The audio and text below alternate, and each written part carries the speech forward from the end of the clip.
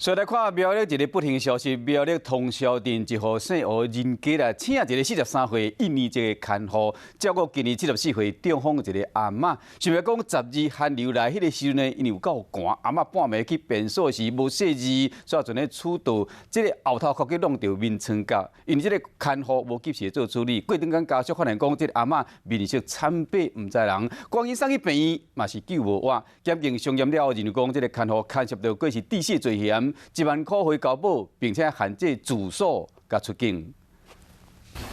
12寒流来迄阵暝，74岁中风阿嬷伫面床顶慢慢流来到面床骹，坐伫涂骹。看到这个时，才由面罩皮内面爬出来，徛伫阿嬷边啊，伊要随将阿嬷扶起来，家己先行入去便所。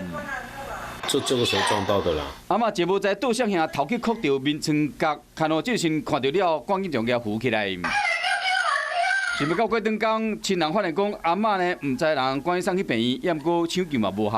阿嬷的右脑大量出血，有跟我讲说这个不是说一般那么单纯。外劳坚持就是说阿嬷没有跌倒。家属看到阿嬷伫寒流暝穿只保卫衫，坐伫冰冷的涂骹，有够唔甘。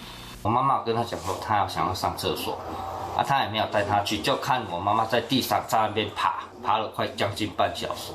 才把他搀扶起来，带去那个厕所。家属讲，当初请这个43岁印尼籍看护，一天24小时照顾这个中风的阿嬷，想袂到讲是这款照顾方式。检验调查后认为讲，这个看护有牵涉到过失致死的罪嫌，1万块交保，并且限制住所甲出境。